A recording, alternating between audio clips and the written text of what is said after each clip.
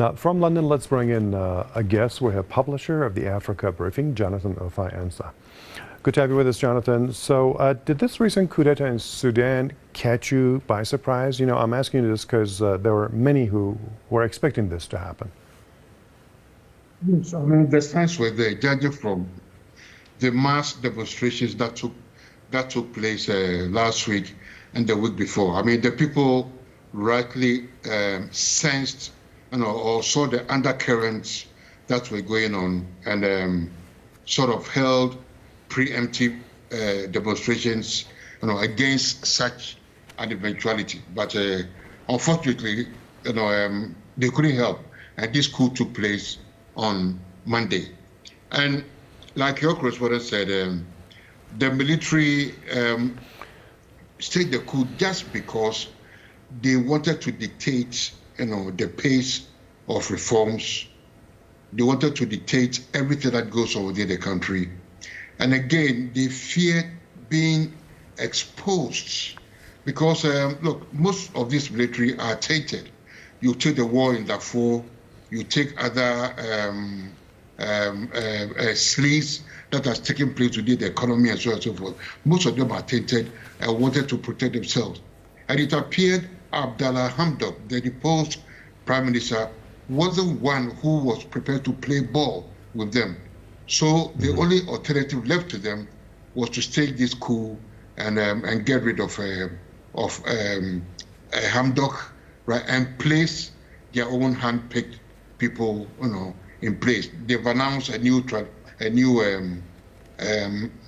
civilian government that will work alongside them. They've announced a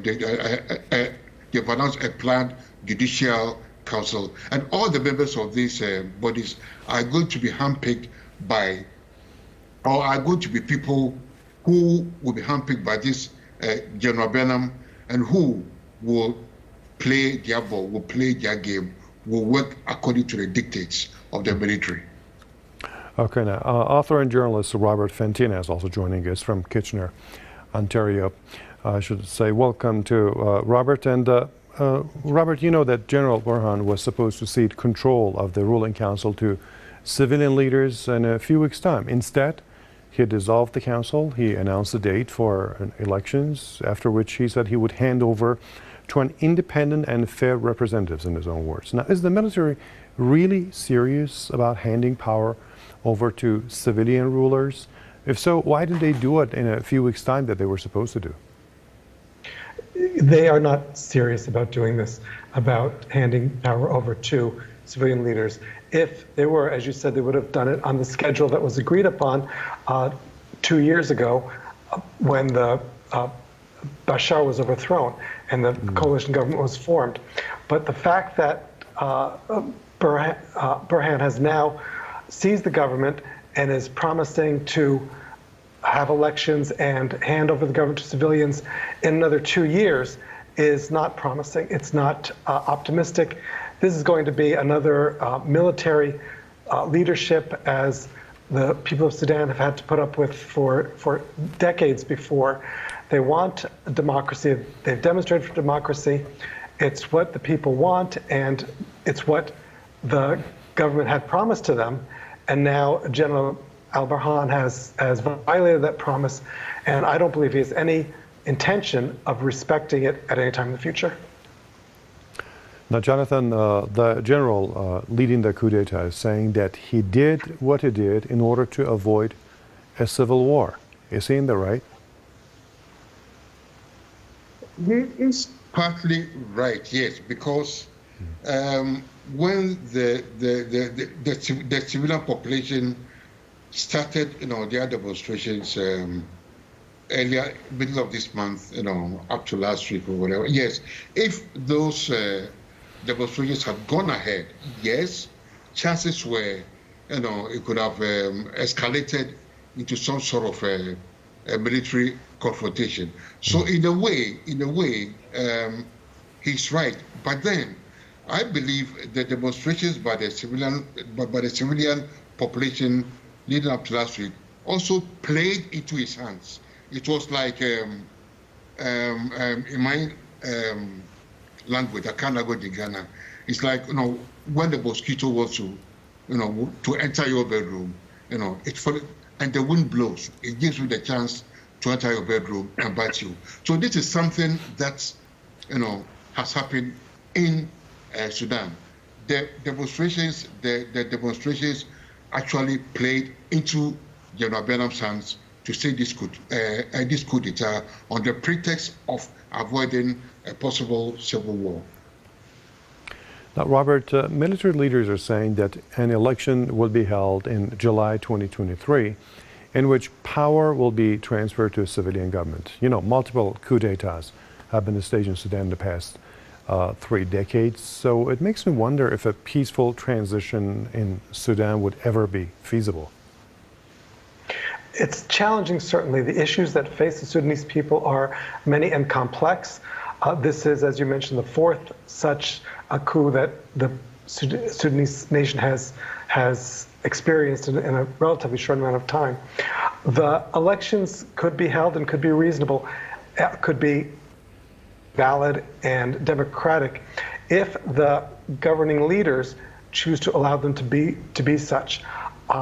General al-Burhan does not seem to be someone who would encourage that, based on the fact that he has taken this move today, or in the last couple of days, that he was scheduled to transition, the country was scheduled to transition to a civilian government next month, is something that he has now prevented, and he has pushed it off for 2 more years. There were, as your other commentator mentioned, problems in the nation, as there will continue to be. However, growth is not always smooth and simple, and the Sudanese people needed to get through these difficult times to begin their civilian government in November. This has now been defeated. Whether or not civilian government will come to power following elections in July of 2023 remains to be seen, but none of the evidence that has been demonstrated so far, that has been presented so far, supports the idea that will actually happen. Okay, now let me ask Jonathan this. Jonathan, that the agreement between civilian and military leaders signed in 2019 was meant to push Sudan toward democracy, but it faced a number of coup attempts. So what's responsible for all of this, and is democracy possible in Sudan? I believe democracy is possible in Sudan because the Sudanese people appear to be very politically aware. We shouldn't forget that, before I go on, we shouldn't forget that it was the people, actually the demonstrations, the protests, or the sustained protests, demonstrations of the people that precipitated the downfall of al-Bashir, okay? Mm-hmm. So I believe the people of Sudan, the Sudanese people, want and demand democracy. So that sheer force of their will make sure that, aided by Western influences, already the U.S. has suspended about $700 million of aid, okay? And if Sudan's allies in the Middle East, Qatar, UAE, Saudi Arabia, Egypt, also, put some pressure on this junta, I believe they will follow the timetable and usher in, a democratic dispensation. I believe there's a light at the end of the tunnel where democracy is concerned. At least, because of the sheer will of the Sudanese people, democracy will be attained in the long run. Robert, do you see eye to eye with Jonathan? And how can we be rest assured that the military will not repeat the same scenario it did just today in 2023 when the transition is going to take place? Be sure that won't happen. In fact, I'm very pessimistic about the possibility of the transition to democracy in 2023 under the current military regime that has just taken over. The idea of the fact that the United States has withheld $700 million in aid, other countries may do the same, is going to make things difficult for the people of Sudan, but not necessarily for the government of Sudan. It depends on how repressive the military government chooses to be. We've seen the United States in the past cease foreign aid, issue sanctions, and so on, this has never brought about the desired result of a regime change. The United States always winds up going in militarily to overthrow governments. So I don't see that the U.S.'s withholding of foreign aid will have a significant impact on the government. It will certainly on the people, but how the government reacts to it remains to be seen. Sudan has other powerful allies that have not expressed a great amount of disapproval of this coup. I'm talking about Russia and China. They're both looking at it and cautiously, and Russian spokesmen have said that the inefficiency of the pending or of the coalition government that had been in effect for a while is what caused this coup. I don't think that's the case, but I don't see Sudan's other powerful allies withdrawing from it at this time. Mm-hmm.